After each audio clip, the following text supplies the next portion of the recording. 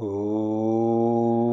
वर्णानामर्थसङ्गानां रसानां छन्दसामपि मङ्गलानां च कर्तारो वन्दे वाणीविनायको।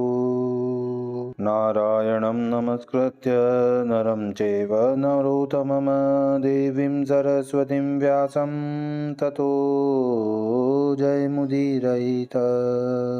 गुरुर्ब्रह्मा गुरुर्विष्णु गुरुर्देवो महेश्वर गुरुर्साक्षात् परब्रह्म तस्मै श्री गुरुवे नमः। बोलिए सियावर रामचंद्र भगवान की जय, राधावर कृष्ण कन्हैया लाल भगवान की जय, उमा महेश्वर भगवान की जय, गायत्री ब्रह्मदेव भगवान की जय, सद्गुरुदेव भगवान की जय, माता पिता गुरुदेव की जय, समस्त संतगण भगवान की जय, समस्त भक्तगण भगवान की जय। ओम नमः पार्वती पतये, हर हर महादेव। तो मित्रों और आप सभी श्रीमद् भागवत कथा के श्रेष्ठ रसिक जनों, श्रोतागणों, अब तक हमने श्रीमद् भागवत कथा की कथा को नियमित रूप से क्रमबद्ध रूप से श्रवण करते आ रहे हैं, कीर्तन करते आ रहे हैं, मनन करते आ रहे हैं, भजन करते आ रहे हैं। तो अब हम उसी क्रम में श्रीमद् भागवत कथा के 12वें स्कंद के 11वें अध्याय की ओर कथा को अग्रसर करते हैं। आप सभी श्रेष्ठ श्रोतागण रसिक जन भगवान श्री राधा वल्लभ कृष्ण कन्हैया लाल के श्री चरणों में दृढ़ भक्ति रखते हुए कथा का श्रवण करें, कीर्तन करें, मनन करें, भजन करें। बोलिए राधावर कृष्ण कन्हैया लाल भगवान की जय। तो कहते हैं इस 11 अध्याय में महापुरुष का ध्यान, भिन्न भिन्न प्रतिमास में व्यूह सूर्य भगवान, व्यूह सूर्य भगवान। सोनकातिक ऋषि बोले कि हे भागवतों में श्रेष्ठ महामुनि सूत जी, आप सर्व तंत्र शास्त्रों के तत्ववेता हो, इसलिए हे बहुज्ञ महात्माओं में मुकुटमणि, हम आपसे यह प्रश्न करते हैं। हे ब्राह्मण, सर्व तंत्रों में उपासक केवल हरि भगवान की परिचर्या विषय अंग अर्थात पादादिक, उपांग, गरुड़ादिक, आकल्प, चक्रादिक अलंकार और कौस्तुभादिक आभूषणों की रचना जिस जिस भांति कल्पना करते हैं, उस क्रिया योग के जानने की हमारी इच्छा है। जिसकी निपुणता से मरण धर्मा पुरुष अमृतत्व को प्राप्त हो जाता है।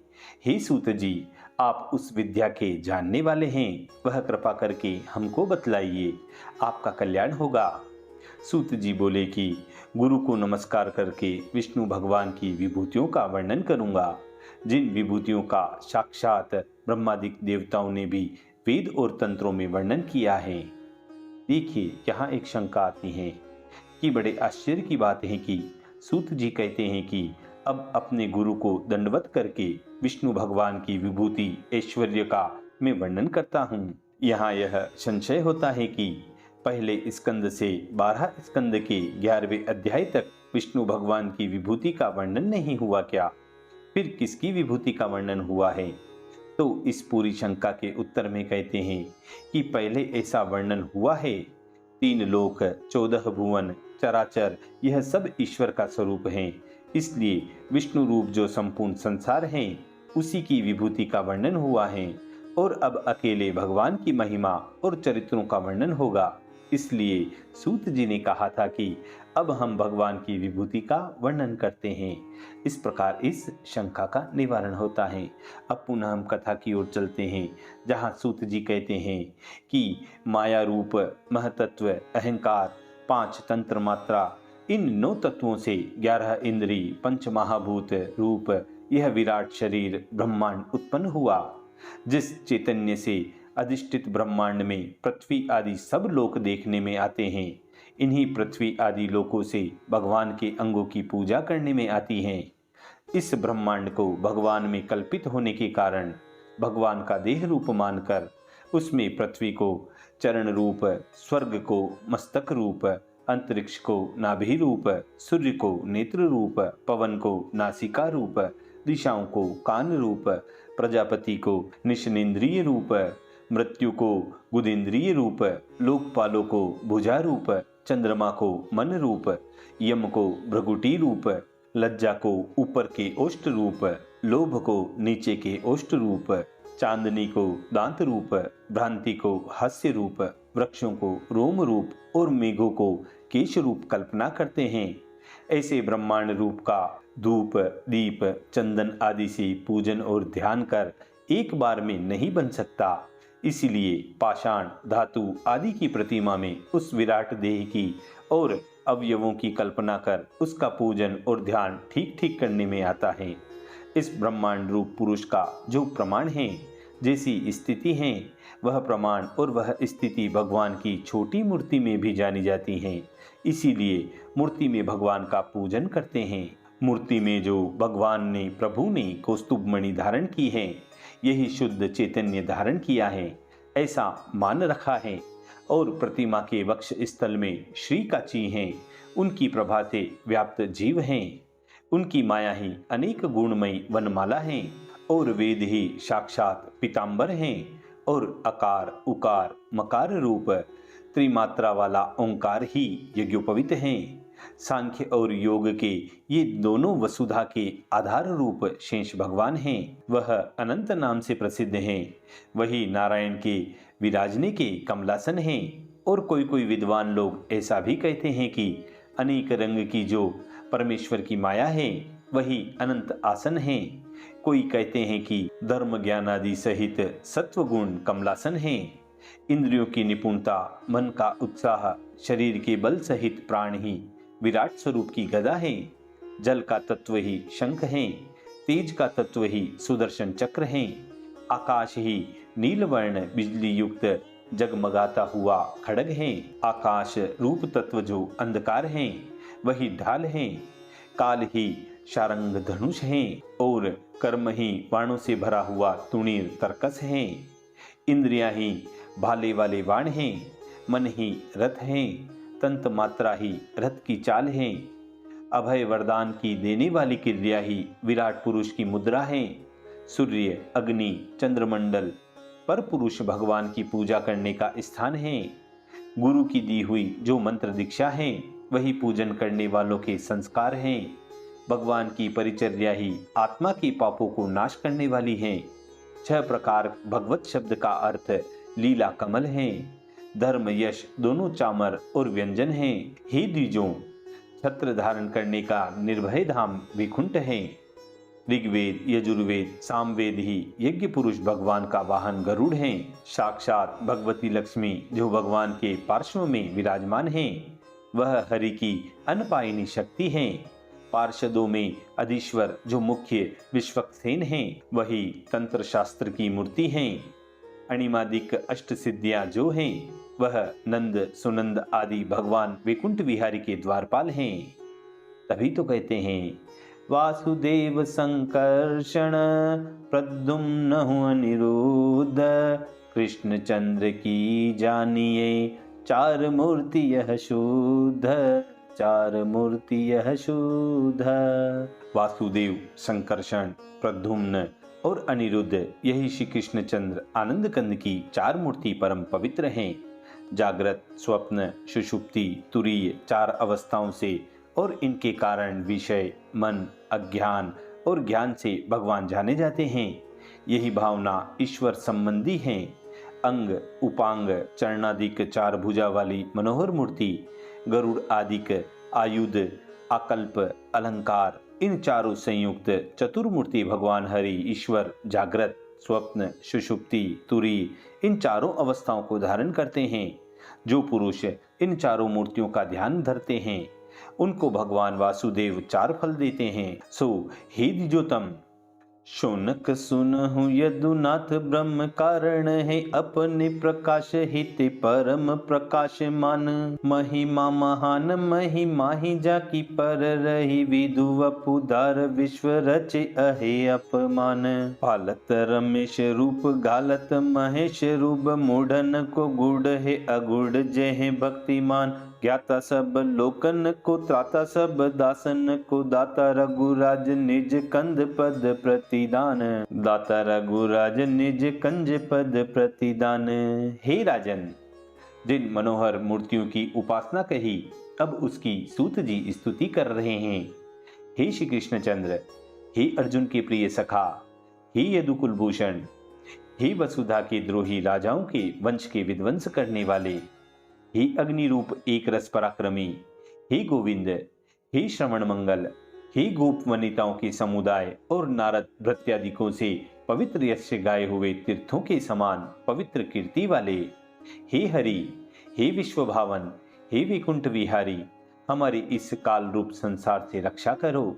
जो पुरुष प्रातःकाल उठकर एकाग्रचित्त होकर महापुरुष भगवान के इन लक्षणों को चित्त में रखकर ध्यान करेगा, वह सर्वगतवासी वासुदेव भगवान को अपने हृदय में विराजमान दिखेगा। वह भगवान कैसे हैं तो कहते हैं, शेषशायी नाभि जात, ताको जात ताको जात, ताको जात ताको जात, ताको जात ताको जात, ताको जात ताको जात, ताको जात ताको जात, ताको जात ताको जात, ताको जात ताको जात, ताको जात ताको जात, ताको जात ताको जात, ताको जात ताको जात, ताको जात ताको जात, ताको जात ताको जात, ताको जात ताको जात। सोई रघुवंश अवतंस रघुराज जात, सोई रघुवंश अवतंस रघुराज जात। देखिए, इस पूरी कविता में एक बार नाभि जात और 26 बार ताको जात शब्द का उपयोग हुआ है। तो इस कवित को इस प्रकार समझना चाहिए कि शेषशायी नाभि जात जो कमल हैं, फिर आता है 26 बार ताको जात, मतलब ये है कि कमल से ब्रह्मा उत्पन्न हुए। तो शेषशायी नाभि जात, ताको जात, कमल से ब्रह्मा जी, फिर दूसरे ताको जात में मरीचि। इसी प्रकार ताको जात को समझना चाहिए। कश्यप, सूर्य, मनु, इक्ष्वाकु, कुक्षी, विकुक्षी, वान, अनरण्य, पृथु, त्रिशंकु, धुंधुमार, युवनाश्व, मानधाता, सुसंधि, ध्रुव संधि, भरत, असीत, सगर, असमंजस, अंशुमान, दिलीप, भागीरथ, ककुत्स्थ और रघु। इस प्रकार इस पूरी कविता में जिनसे जो उत्पन्न हुए उनके ऊपर यह पूरी कविता वर्णन की गई है। अब पुनः हम कथा की ओर चलते हैं, जहाँ कहते हैं कि सनकादिक बोले कि हे सूत जी, मूर्तियों के विषय में जो व्यूह आपने कहा उसको सुनकर हमको सूर्य के व्यूह सुनने की अभिलाषा हुई।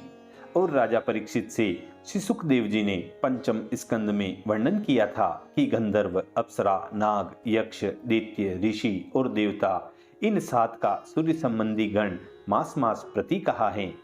इन गणों के नाम और इनके स्वामी सूर्यों के नाम और कर्म हमको सुनाओ, क्योंकि सूर्य नारायण भी नारायण के ही स्वरूप हैं, इसलिए उनका व्यूह श्रवण करने की हमारी बड़ी श्रद्धा होती है।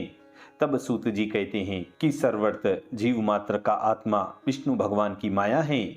उस अनादि माया से रचित सब लोगों की सीमा में प्रवर्त करने वाले यह सूर्य नारायण भगवान लोकों में भ्रमण करते रहते हैं। सब लोकों के आत्मा और आदिकर्ता जो विष्णु भगवान हैं, वही प्रकट रूप से सूर्य नारायण हैं, और यह भगवान ही सब वेदों की क्रियाओं का कारण हैं।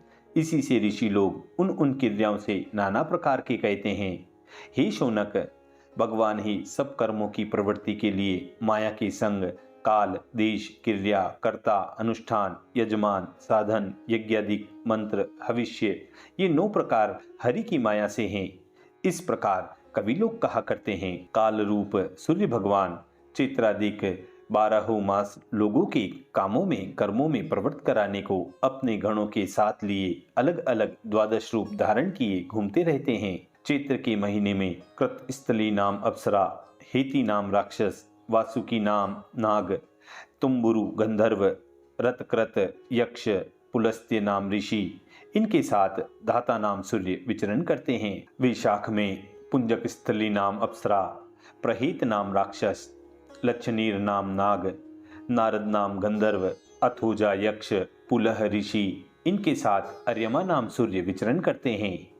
ज्येष्ठ मास में मेनका नाम अप्सरा, पुरुषेय नाम राक्षस, तक्षक नाम नाग, आहा नाम के गंधर्व, रथस्व यक्ष अत्रि ऋषि उनके साथ मित्र नाम सूर्य प्रकाश करते हैं।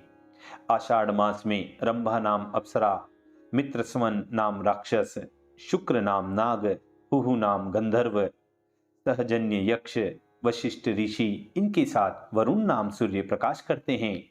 श्रावण मास में प्रमलोचा नाम अप्सरा, वीर्य नाम राक्षस, एलापत्र नाम नाग, विश्वावसु नाम गंधर्व, श्रोता यक्ष, अंगिरा नाम ऋषि इनके साथ इंद्र नाम सूर्य प्रकाश करते हैं। भाद्रपद महीने में अनुमलोचा नाम अप्सरा, व्याघ्र नाम राक्षस, शंखपाल नाम नाग, उग्रसेन नाम की गंधर्व, आसारण नाम यक्ष, भृगु नाम की ऋषि इनके साथ विश्ववान नाम सूर्य विचरण करते हैं। अश्विन मास में धृताची नाम अप्सरा, वात नाम राक्षस, धनंजय नाम नाग, सुषेण नाम की गंधर्व, सुरीच यक्ष, गौतम नाम ऋषि इनके साथ पूषा नाम के सूर्य विचरण करते हैं। कार्तिक महीने में सेनजीत नाम अप्सरा, वर्चा नाम राक्षस, इरावत नाम नाग, विश्व नाम गंधर्व, ऋतु नाम यक्ष, भरद्वाज नाम की ऋषि इनके साथ पर्जन्य नाम के सूर्य भ्रमण करते हैं। अगहन के महीने में उर्वशी नाम अप्सरा, विद्युत शत्रु नाम राक्षस, महाशंख नाम नाग, ऋतुसेन नाम गंधर्व, आश्चर्य नाम यक्ष, कश्यप ऋषि इनके साथ अंशु नामक सूर्य प्रकाश करते हैं। पोष के महीने में पूर्वचित नाम अप्सरा, स्फुरजरा नाम राक्षस, करकोटक नाम नाग, अरिष्टनेमी गंधर्व, ऊर्णन यक्ष, आयु ऋषि इनके साथ भग नाम सूर्य विचरण करते हैं।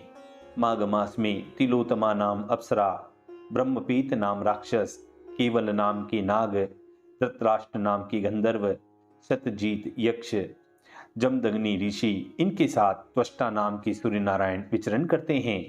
फाल्गुन मास में रंभा नाम अप्सरा, मखोपीत नाम राक्षस, अश्वत्तर नाम नाग, सूर्यवर्चा गंधर्व, सत्यजीत यक्ष, विश्वामित्र ऋषि इनके साथ विष्णु नाम सूर्य विचरण करते हैं। यह सब सूर्य रूप विष्णु भगवान की विभूतियों का जो पुरुष दोनों संध्या काल में स्मरण करते हैं उनके संपूर्ण पाप विनिष्ट हो जाते हैं। यह सूर्य नारायण इन छहों गणों सहित 12 महीने में सब ओर घूमते हैं और लोगों को इस लोक में और परलोक में उत्तम बुद्धि देते हैं। अप्सराएं सुंदर श्रृंगार कर करके सूर्य नारायण के सन्मुख नृत्य करती हैं। बलवान राक्षस रथ को पीछे से ढकेलते हैं, यक्ष रथ को जोड़ते हैं, नाग रथ को बांधते हैं, गंधर्व सूर्य के आगे यशगान करते हैं और ऋषिश्वर मुनीश्वर ऋग यजु सामवेद के मंत्रों से श्री सूर्य नारायण की स्तुति करते हैं। 60 सहस्त्र निर्मल्य बालखिल्य ब्रह्म ऋषि अंगुष्ठ प्रमाण मात्र स्वरूप सब मिलके स्त्रोतों से विभू के सन्मुख होकर पिछले पांवों से चलते हुए श्री सूर्य नारायण की स्तुति करते हैं। आदि अंत रहित अजन्मा भगवान हरि ईश्वर इस प्रकार कल्प कल्प में अपना सूर्य रूप विभाग करके संपूर्ण लोकों की रक्षा करते हैं। इसी मधुर संवाद के साथ श्रीमद् भागवत कथा के 12 स्कंद के 11वां अध्याय 11वें अध्याय की पूर्णता व समाप्ति होती है। बोलिए श्री कृष्ण कन्हैया लाल भगवान की जय।